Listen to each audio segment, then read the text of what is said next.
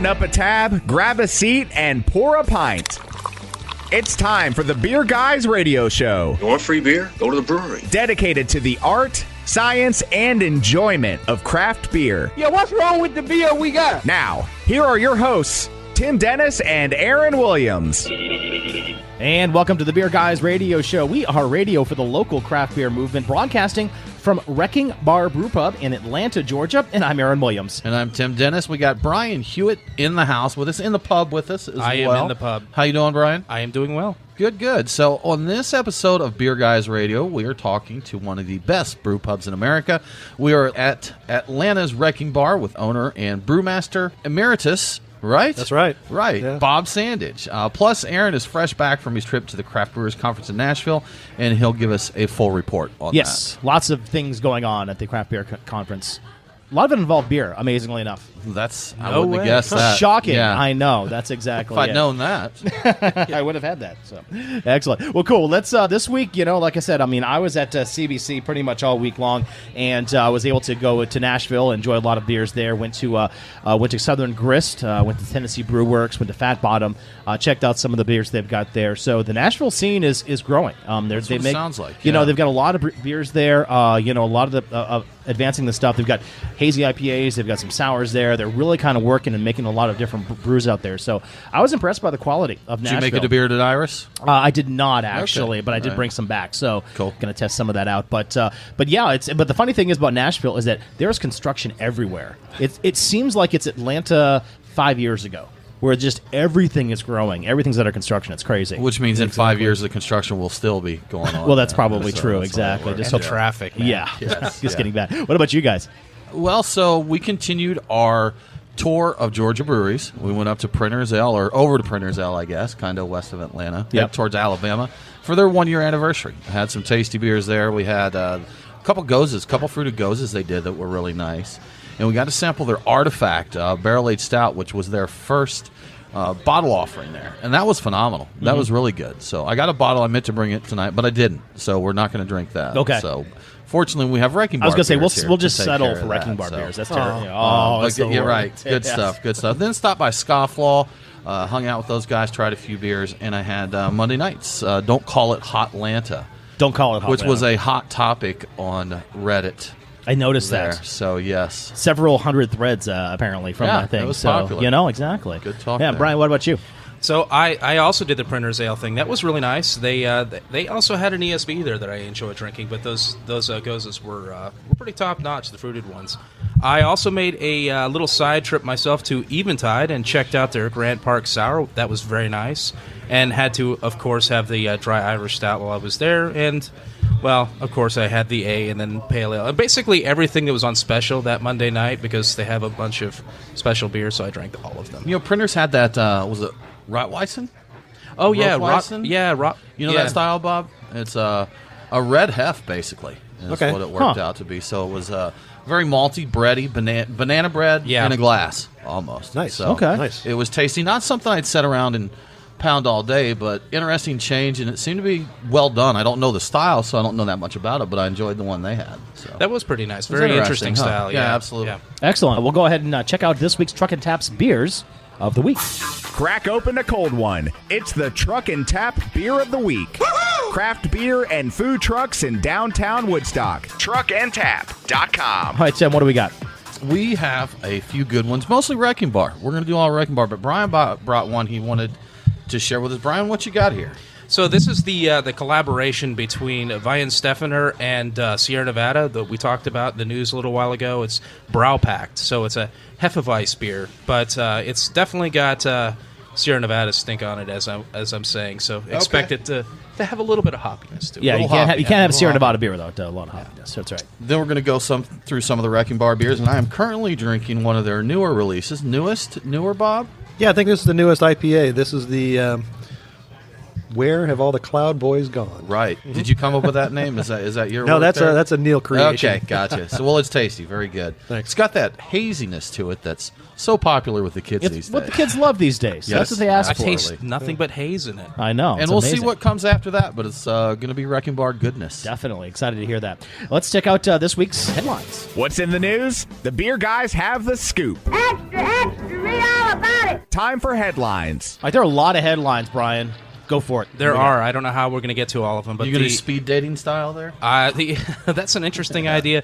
Maybe, maybe not. So we have an update on last week's New Realm news. Atlanta's New Realm Brewing is opening a brewery and tap room in the former Green Flash facility in, was it Virginia Beach, Virginia? Is that right? I believe that's it. Yes. Correct. Yep. And as you recall, they bought all the brewing equipment at auction because, well, that's a deal that's too good to pass up. It was probably about $4 million for about $20 million worth of goods, and it turns out that the facility itself was too good a deal to pass up, and they've got some sort of a collaboration with a local interest to square away that leasing, so they're opening that facility. And that news came out just like right after we recorded last week's show. Seriously, yeah. I think late Friday. No, literally like late Friday night, yes. So that's why we're updating now. Just missed getting that update last week. So anyway, yeah, 40,000 barrels annually. It's going to have a tasting room and a bunch of beers on tap, a beer garden, and private event space. So pretty much kind of what you would expect. So that's what you can look forward to if you go up there and visit.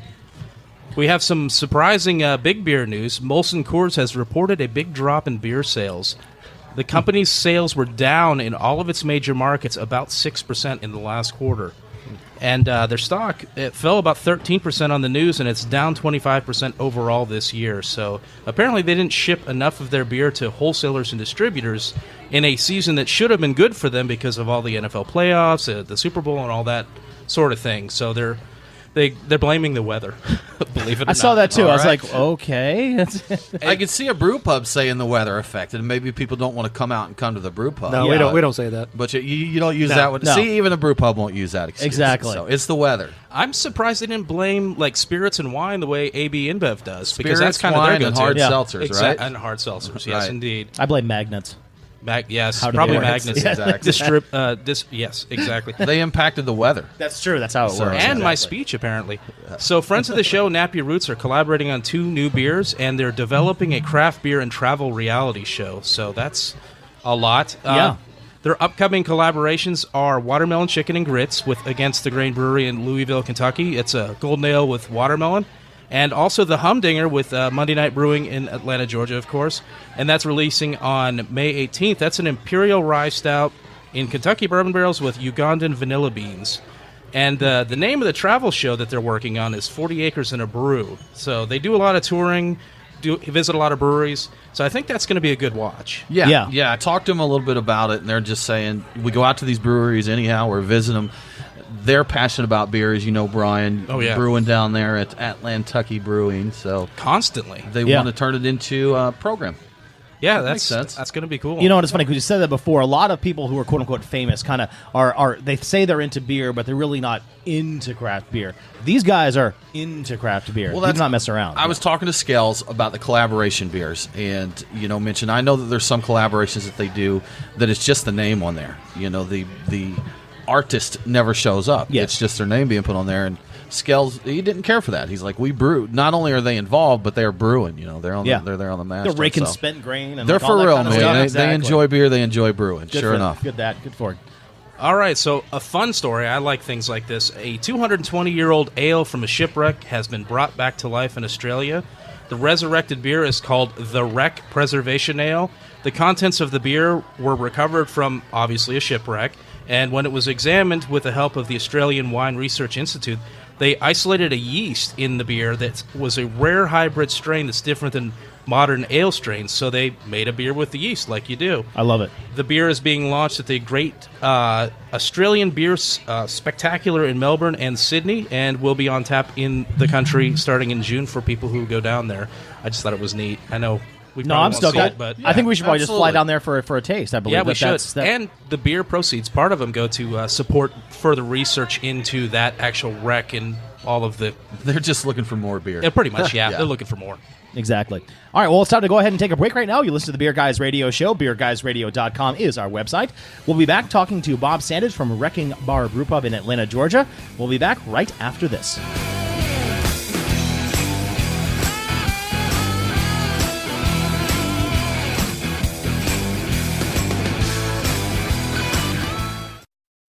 There's a lot of great stuff coming out of the Woodlands, and if you'd like to get your hands on the super limited releases, you should join the Woodlands Circle Beer Club.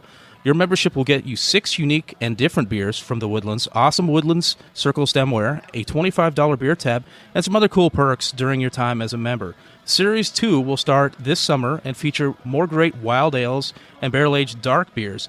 Get yours now for just $149. Find out more and join now at sweetwaterbrew.com/club. That's sweetwaterbrew.com/club. It's Aaron and Tim, the beer guys. If you're like us, no lunch or dinner is complete without a pint or two of craft beer. Which is why Truck and Tap in downtown Woodstock and Alpharetta are always on our list. Tim, why do they call it Truck and Tap? Well, the tap part is easy, Aaron. See, they've got 18 of them. As for the truck part, well, that's when it gets interesting. Truck and Tap features your favorite Atlanta area food trucks daily, so that way you're getting a different menu every day. Truck and Tap in downtown Woodstock, Alpharetta, and coming soon to Duluth in 2018. Truckandtap.com. Let them know that the beer guys sent you.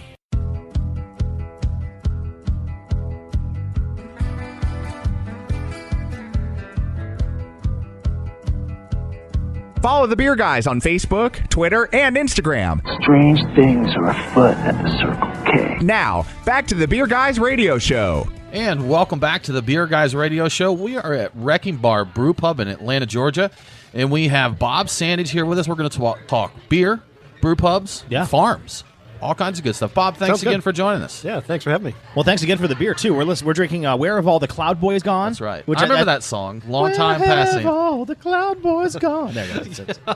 Can never, ever do that again, please. That was Aaron. I want to point that out. Yeah. No, tasty beer. Horrible singing, tasty beer. Thank good you. stuff. So it's been a couple years, Bob, since we talked. Yeah, it has. So It lots has, changed in Georgia and with Definitely. Wrecking Bar. So what's new? What's the latest and greatest? What's new? I mean, since we last talked, it's September of stuff, last right? year. You know, all kinds of crazy Yeah. things happen with the laws in Georgia, where now breweries and brew pubs can sell beer to go, Opening some doors there, join the right? rest of the country.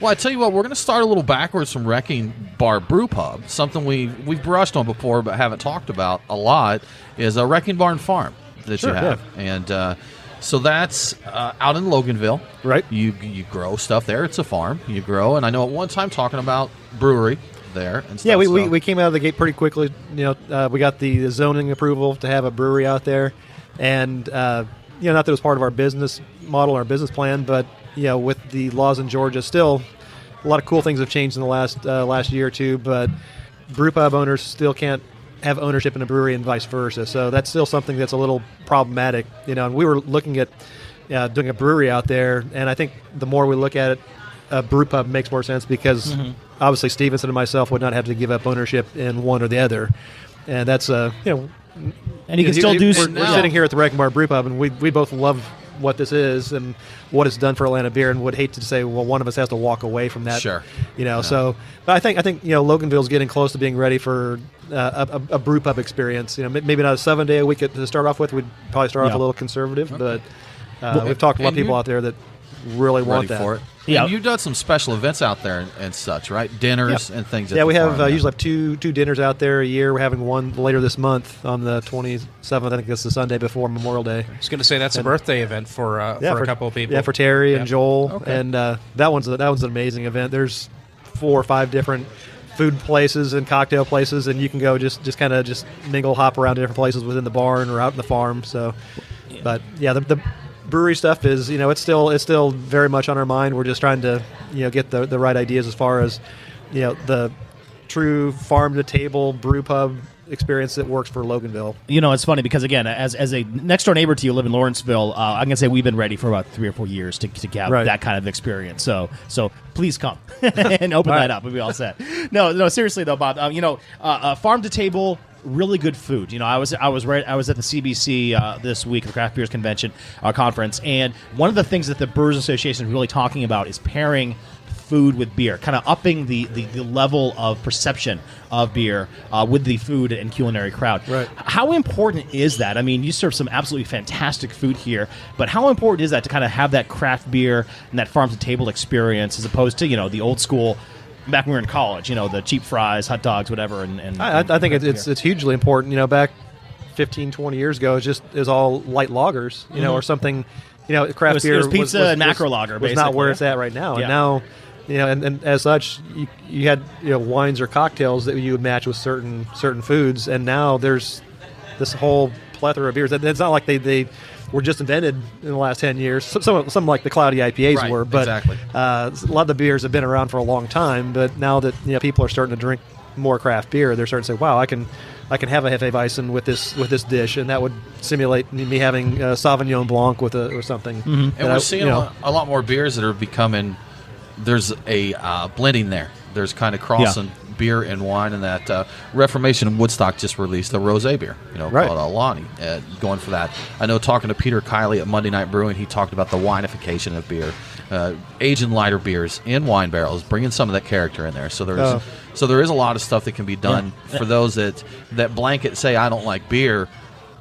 The flavor profile is tremendous in beer. Oh, and I've also seen, the one new trend that I've seen over the past really couple of months or so is doing IPAs, but using brut, champagne yeast for that as well to kind of give that really dry character. So a lot of folks are really kind of throwing everything in the hopper to see what happens. Yeah, I think one of my favorite wood aged beers we've done here is our Siberius Maximus, the Russian Imperial, that was aged in a bourbon barrel first, but that's finished for a couple months in a wine barrel, a red wine barrel after that, and it was that's just decadent. the complexity it added was amazing. Sure, and I've had a couple wine barrel stouts. They're fantastic. Those flavors pair well together. Right. You can drink a nice red wine and eat some dark chocolate with it. You get a lot of the similar flavors in that stout. That pair really well together. So get you a wine barrel aged stout and some chocolate. It's just you're good to go. Magic, right there. You go. Yeah. Well, cool. Yeah, and so now a little bit back on your history of Wrecking Bar. Of course, you guys have been here a while.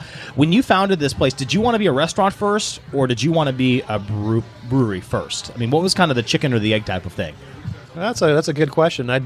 They're pretty close to being equal. I'd say probably a little more towards the food side, because I think I'd been to so many brew pubs that just served just stick a frozen pizza in the oven kind of thing, and that wasn't what we wanted to do. We wanted to do something that was truly complemented the beer, and so that was actually the hardest thing here, is getting the food right. It took us a couple of years.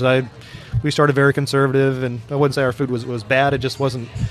The inspiration wasn't there like it was on the beer side, and it took a while to catch up, but I feel like we're kind of clicking on all cylinders now. Well, you're good enough for diners, drive-ins, and dives, so it's obviously good Guy stuff, loved us. right? Yeah, absolutely. Just adds donkey sauce to it, and he's all set to go. Welcome to Flavortown. That's right, Bam. Do you have mofongo on the recipe? No, but it's funny because we talk about that. I mean, for those who don't know, the city of Atlanta is a fantastic food town.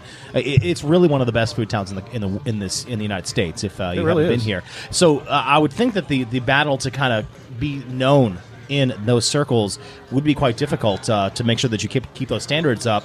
But now, of course, the beer scene in Atlanta has really risen as well. So you're kind of fighting it on both ends. You make sure that you're really kind of being on point with both of your programs. That's right. Every day, every week, every month, we're our culinary team and brew team, we're striving to get beers that and some of the stuff is maybe trendy, but you have to do some of that. But I think we try to have enough offerings in both the beer and the food and spirits and wines, all that really anybody can enjoy that comes in the door.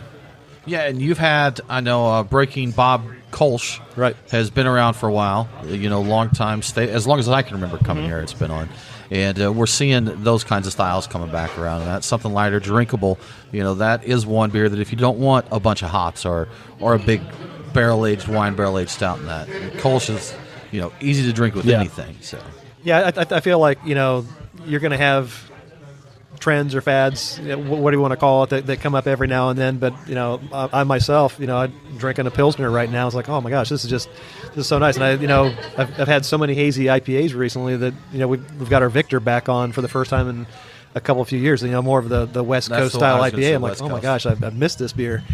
And not that I kind of like the hazy IPAs. Yeah. But there's some nostalgia for us old guys. The classic styles are always going to be there, and you're gonna gravitate back to those. We're hearing that a lot, though, with the West Coast IPAs. There is still a lot of people that really want that. Definitely. For me, I love the trend of the Northeast IPAs because I don't care for that bitterness of the West Coast beers. So when we started the show January 2016, I said I don't like IPAs. Aaron said I don't like sours, and we've both kind of come to the center on this now. Now I still don't like the real bitter ones, but I really like a Northeast style. And I've noticed in the South, or I'll say more the Atlanta area, a lot of breweries will say this is a Northeast IPA, but I find it to be more of a hybrid, kind of an East-West. There's still that West Coast, backbone bitterness. Maybe it's hard for them to just step away from what they know there. They bring in that haze and they bring in the tropical fruit, but it still has it there. And it's not bad if the level's right. It can still be a tasty beer, but you guys can have the West Coast IPAs.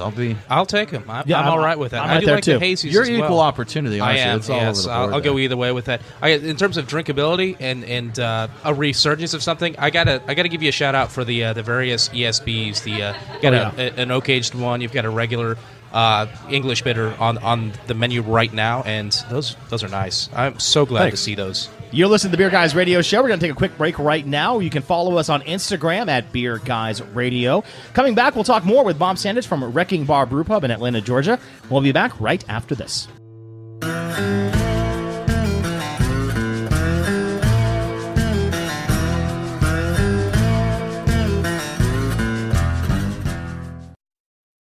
Well, if you're looking to open a brewery or brew pub in the Atlanta area, you need to take a look at the Park at Georgetown. This unique community will feature a collection of restaurants along with a craft brewery located within the new J.W. Homes luxury development Dunwoody Green. Conveniently located less than a half a mile from I-285, this enclave of restaurants will be the gathering place in Dunwoody. Whether meeting old friends or making new ones, the Park at Georgetown will be the place to share a great meal and to build lasting memories. If you're planning to open a brewery or a brew pub, the Park at Georgetown may be your new home. Krim & Associates, the developer of the Park at Georgetown, wants to talk to you. For more information, call Stephen St. Paul at 404-256-2960, extension 5. That's Stephen St. Paul, 404-256-2960, extension 5, the Park at Georgetown in Dunwoody Green.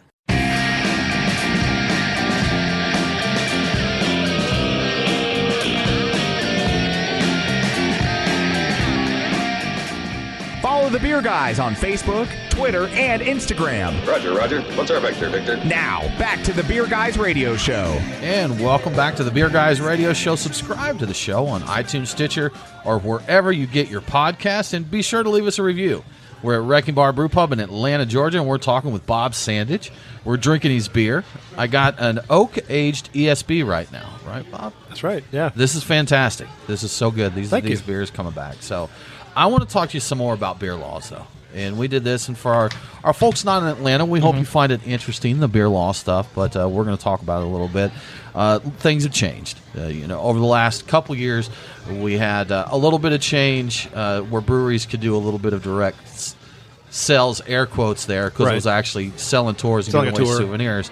Then they got rid of that. You can do some sales. You can package here at your brew pub now, and you've done a few can releases. But we're still not there yet, are we? Not all the way. I think there's a lot of room for growth in Georgia. I think, but this is the first step where now breweries can actually make some money out of their tap room, and brew pubs can sell beer to go as well. So it's just the first step. So what else needs to happen? Where do we need to head to make things truly great in Georgia? Going on the radio and saying this, it's like makes me a little scared, but because the wholesalers out there. Be cautious, yeah. I think.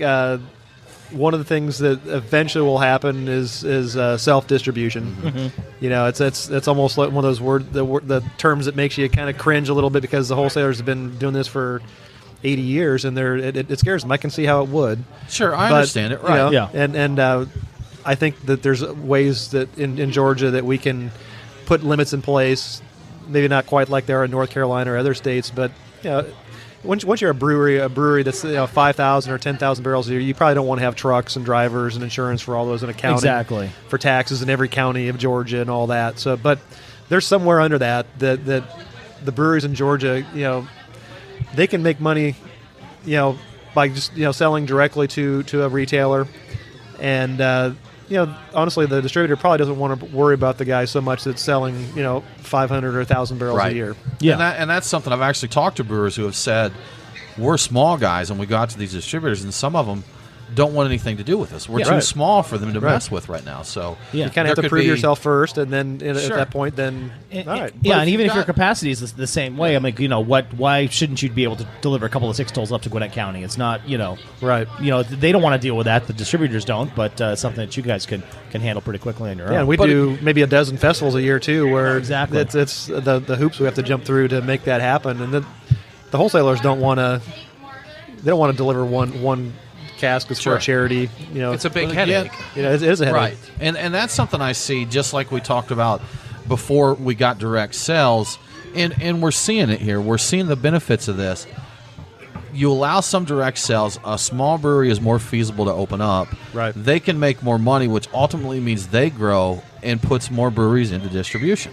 So, I don't even know if there was an initial pinch on the wholesalers. I'm not sure on that. I bet the guild is looking at it all, making sure to analyze that data. But it just seemed like it'd be a good move to do that. And I kind of see the same thing with limited self-distribution. I understand the distributor's point. They have to protect their business, understandably.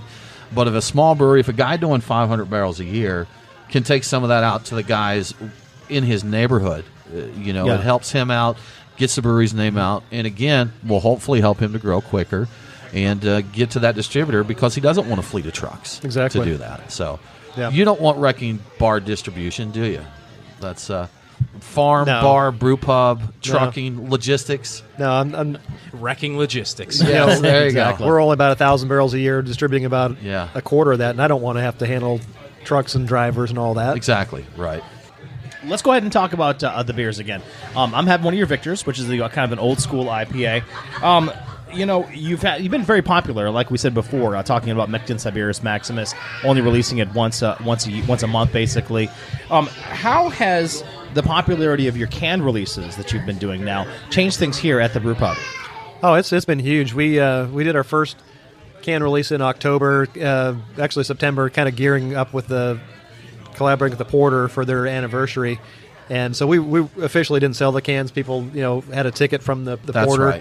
Right. And but it was still very exciting to have people come in and get cans that we had, labored to make that beer, put in a can. And then we did our first real can releases in November, and those went great. We've done several since. The last one we tried something different. We went for an 8 p.m. release instead of, say, the typical Friday at noon or something like that. And it was amazing. We spent about a day and a half canning up about 60 cases of beer and sold it, almost all of it, within an hour. Yeah, and that's something I was going to mention, the timing of the releases. There's people that say, and I've seen this, it's hilarious when you follow the beer discussion forums or the Facebook beer groups and that. You do a release on a Saturday at noon, and there's a handful of people that say, why are you always doing them on a weekend? Not all of us can make a weekend release. You do a Wednesday at 8 p.m., why are you doing this during the week? So, but that's the thing. If you mix it up, then everybody gets a chance. You're going to hear that. Like you're never going to make everybody happy. Right. And I think overall, I feel like we'll still continue to mix it up. We'll just do some nighttime releases. We'll do some weekends or Friday afternoons. But our goal, really, we're working towards having additional capacity so we can can up more beer, and so that we have kind of some of our staple beers available all the time. You have a cooler out in the beer garden that has Kolsch and Alt and stuff like that. But then, we'll do probably 2 or 3 releases a month where we have a larger quantity of IPA and, the kids' milkshake IPAs and stuff like that. Hang in the beer garden and get you a tall boy of some Breaking Bob, right? That's right. Just kick back take it easy. So now I can't make any of the releases. So when self-distribution comes along, will you do delivery to Woodstock? Can you self-distribute just like 1 4-pack to my house? Well, that's something that the guild, especially Nancy Palmer, is working on. Good. She's been active, and I think there's a lot of larger interest. Like the grocery stores and Amazon, I did see that. Yes. And there's several other states that allow beer to be delivered to a consumer. But so far in Georgia, that's not in Georgia. That's not happening. But now you're getting a lot of people with lobbyists with a lot bigger money than the Brewers Guild. The Amazon drones just make beer deliveries and just drop them down. That's very fantastic. Yes. I'd be flattered that Nancy is working on getting distribution directly to Tim's house. Yes, that's thank you, Nancy Palmer. Yeah. So we're going to talk about Nancy in a little bit. Some cool stuff happened for Nancy. Absolutely. So moving on with your beers, I started off with your Where Have All the Cloud Boys Gone, which is a Northeast IPA. We talked about that a little bit. These hazy IPAs, Bob, what's your thoughts on them? Are you a fan? Neil and I went to the hop school up in Yakima last year, and they had a beer that had exactly the same malt and hop profile. The only thing they changed was they added a little bit of wheat and oat to the hazy IPA. And closing your eyes and smelling and tasting them, I actually preferred the hop flavor components of the hazy IPA. Okay. But I also, like I was talking with Aaron just a little bit ago, like came back to the Victor IPA. I was like, I missed this West Coast traditional IPA. So I'm not necessarily saying it's a fad. I know that the Brewers Association came out with their guidelines that it's now an official recognized style. So they usually don't do that lightly, so it's probably here to stay. Yeah. But I think there's some people that are not making them the best. It's not supposed to. It's trendy. It's not supposed to. So It's not supposed to be a yeast bomb. Right. You do it right. It's going to have the proteins from the additional the wheat and the oats are going to kind of keep your hops in suspension. It gives you the flavor and aroma components. And there is a difference in a hazy IPA and like a murky, cloudy beer. That's and true. You can tell looking at it the kind of the tint, the opacity, I think would be the right term. Right. Sure. Right? Oh, no, yes. You cool with that, Aaron? I'm You good with that. I'll take okay. that, yes. All right. So there is a different look, and I've seen some places, and I love all the Georgia brewers. I've said this all the time, but I've seen some pictures out there where I'm like, that's just a murky beer. Right. Yeah. That's just not brewed well. And you see some of the old school brewers that are still Owen Ogletree. Oh yes, our good friend Owen Ogletree. He doesn't like these. No, he doesn't. These hazy IPAs. There's a lot of traditional brewers that sure they're not crazy, because everybody's been taught you clear your beer up, right? Exactly. Yeah. That's right. We're going to go ahead and take a quick break right now. You listen to the Beer Guys Radio Show. Hit us up on Twitter at Beer Guys Radio. We'll be back talking more with Bob Sandage from Wrecking Bar Brewpub in Atlanta, Georgia. We'll be back right after this.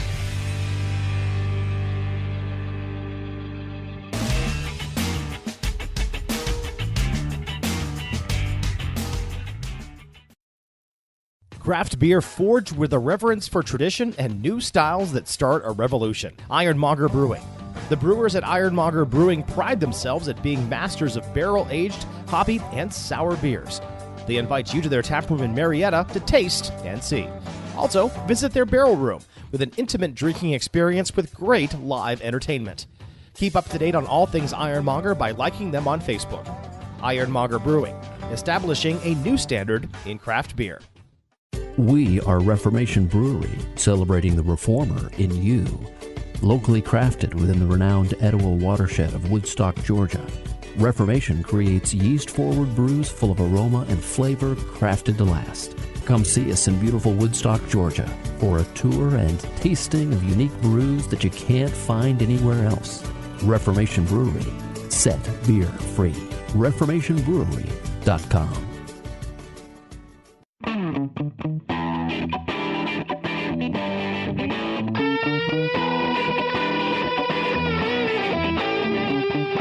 Follow the Beer Guys on Facebook, Twitter, and Instagram. I believe you have my stapler. Now, back to the Beer Guys Radio Show. Welcome back to the Beer Guys Radio Show. Follow us on the socials, Beer Guys Radio on Facebook, Twitter, and Instagram. We're at Atlanta's Wrecking Bar Brewpub talking with owner and brewmaster emeritus, Bob Sandage. Bob, we're having some good conversations. Exactly. Here. I want to be named emeritus one of these days. We were talking about Cloud Boys. Yes. We were talking about Cloud Boys, haziness. We were talking about hazy IPAs and all that. And, Bob, we talked a little bit during the break, as we do sometimes, yes, about hops yeast biotransformation. That's right. So, and that's big stuff. I've heard it buzz around a little bit, but this beer was the first one that you've done this with, correct? Yeah, it's the first one we've done. Is where you add the essentially what you're doing with your dry hops, you're adding them during the fermentation, whereas you would have added it after fermentation previously. And so I did a little test last week where, we've got one that was dry hopped after fermentation, and you compare the two, and you get much more flavor compounds in the biotransformation process. So all those cool. Any idea why that is? What's going on there? Yeah, I think just the at that point it's warmer. The yeast is able to react with the hops. I think some of the myrcene compounds. You're getting more of those flavors of it extracted into the beer. And one of our concerns, we're getting a little technical, but if you want to reuse that yeast, now that yeast probably tastes like the certain yeast hops, then there, certain right? hop that you use for that Have beer. you tried reusing that yeast yet? Because that could be cool. Not yet, but that's something that we're talking about. Like, our Pilsner tastes like probably wouldn't use that particular yeast, but would another beer taste like that? Interesting. that particular hop. Pilsner might be a good one to brew after that to see what it imparts to it there. So that's we had Stan Hieronymus on a few weeks ago, and we got a little technical about things, the way hops are, and home brewers, and I think a lot of commercial brewers, really smaller ones, don't look at all the aspects of what's in hops. We talk about alpha acids and cohumulin, a lot of them have mentioned, or a few have mentioned. Linalool and yes, but there's a lot more going on there that you can look at to get where you want to go there. So, and this is another venture in that direction, Aaron. Yeah, definitely. That's where it's headed, man. Way above my head with pay grade. That's all that I know. So the next, I don't know if evolution is the right word, of hazy IPAs, we go to the milkshake. And you've done some milkshake IPAs. They're tasty. A little creaminess from lactose, the fruitiness, the hops in there. But has science gone too far, Bob? Has it gone too far? So if we get something that's just a fruit smoothie in a glass with a little alcohol, is that still an IPA?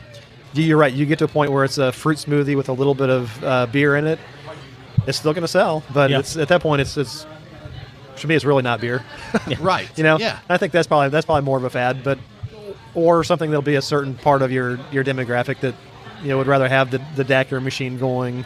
Yes. Like and there's nothing wrong with that, but it's not beer at that point. Well, that's milkshake IPA daiquiris are actually coming soon to Wrecking Bar. Is that right? the machine spinning on the bar there? Probably not. No, probably not. Okay, good. So people who say they don't like beer, how could you say as a blanket statement you don't like beer when you have milkshake IPAs? Well, they probably drink that and they would say, well, that's not a beer. That's probably true. That's not it's a beer. malt beverage. So and I do enjoy them, but again, and I mentioned I tried one at the popular spot. It was delicious. Very dreamsickly, very orangey in that, but it was probably a week later I was just driving around thinking about beer, as I do. I daydream about beer. So that's good. But I thought, I'm like, man, I'm not even sure I'd classify that as a beer. It was just too far out there. So, and again, that does seem like something that's a fad. And some people call the Northeast IPA a fad. And I never really thought it was. It just seemed like just a little different direction there. A little hazy. There's a little more mouthfeel. I don't think the Northeast IPA is a fad. Yeah. I think people will improve on how they do that. But I think once you venture into the milkshake, adding lactose, and then once you start adding crazy amounts of fruit to it, right? That's maybe it's either a fad or something that'll be a very small part of the demographic that likes that. Is there another? How long have you been brewing, Bob? I've been brewing since 1982. So, 25 years plus then, 26 years. Is there anything else you remember from the past that you thought that's just a fad that hung on? Originally, I thought sour beers might be a fad, but they're here to stay. After taking a trip to Belgium 4 or 5 years ago, it was pretty apparent that we're still in our infancy stages here in the U.S. as far as the sour. They've got about 400 years on us, I guess. Exactly. Yeah. Wait till you get a load of sour milkshakes. The sour milk. I guarantee there's one out there. Yeah, it's got to be a real. Is that so? Where's the souring come in the milk? Actually, it could milk. possibly be spoiled milk. That's gross. I will interject real quick that when we were at Hansen's in Belgium, there's an old family sour brewery that sour beer was almost dead. And the American interest in that has actually, has caused a resurgence in their production. I heard that Cantillon was about to go out of business at one point. And we actually talked about this, I think, a week or two ago. But we talked to Dan Shelton about bringing Cantillon and that over here. And it was not popular at first, but he kept pushing it because he's like, I know this is good. And it took off, and America rebirthed Belgium's sour beer, lambic, and goose industry. Right. Isn't that crazy? Definitely. Well, speaking of, kind of transitioning into that, you've got a lot of festivals that you here at Wrecking Bar. Of course, Strong Beer Fest, one of my favorite festivals all year long. Definitely take Uber for that one. But you've also got, of course, the Wild Beer Fest coming up, too. Why do you guys have so many festivals around here? What's the purpose of that for you guys? I think just try to promote. I'm big into promoting Georgia beer, and I think our Strong Beer Fest and our Wild Beer Fest, we 90% plus showcase Georgia beer, and I think I couldn't have done that 5 or 6 years ago, but now, I almost have to turn people down. I can't take all the beers that we get just for space limitations, and that wasn't something I had to do 5 years ago. Georgia beer's really progressed, and I think there's strong beer. There's so many nuances. Whether it's Belgian strong beers or imperial stouts or double IPAs, there's so many. And then, we're getting to the point where there's a lot of complexities in the sour and wild ales too. I love the lambics, the traditional stuff that's aged. I want to see Georgia beer go there, where now we have more of 2, 3, 4 year age beers. Well, yeah, the industry's so young. We're just finally now getting to the point where we can get 2, 3, 4 year old age beers that are coming through. There's a lot of traditional brewers that don't agree with kettle sours. I feel that's a necessary. That's a stepping stone. Your people that want their traditionally wine drinkers.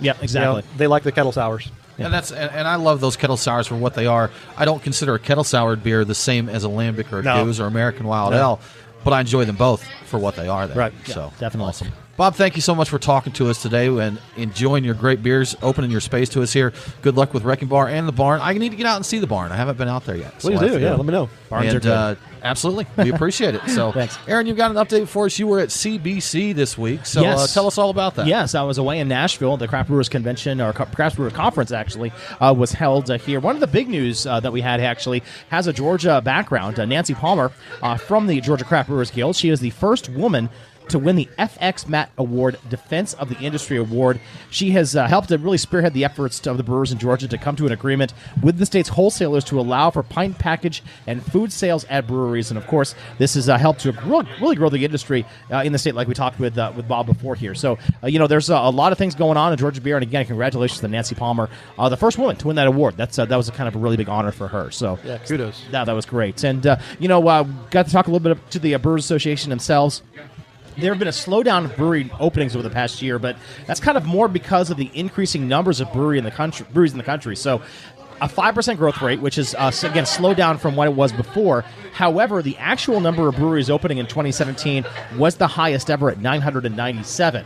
However, on the flip side, there was also a record number of brewery closings at 165. So, kind of good to take the bad. You're kind of maturing in this industry. So you're seeing a lot of openings, but you're also seeing a lot of closings as well. They do expect to see that to grow as that happens too. Also, a little bit concerned about oversaturation in some markets. Some folks were talked about that. But interesting to note, the vast majority of breweries are very small and are focused on just one particular market or neighborhood. In fact, according to the Brewers Association, 75% of the breweries out there make just 1% of the beer. So the vast majority of breweries out there are just what we call nano breweries, very small breweries serving their local community. Very few regional or just breweries that are kind of serving the whole state or actually multiple states as well. So hyper local. Yes. So the Brewers Association had some concerns about oversaturation, or brewers in general, and some folks in the media were talking about that. So and they kind of addressed it because of saying that again, it was interesting to note that 75% of the brewers just make 1% of the beer. I was on the conference call they did when they released statistics there. Yep. And they reiterated many times, we're not really looking at a bubble burst. It's just maturation of the market and some market correction here. And there will be we'll see more fall off. It's going to happen. We will, and I think the hyper-localization really is a trend, and that's what they were talking about too.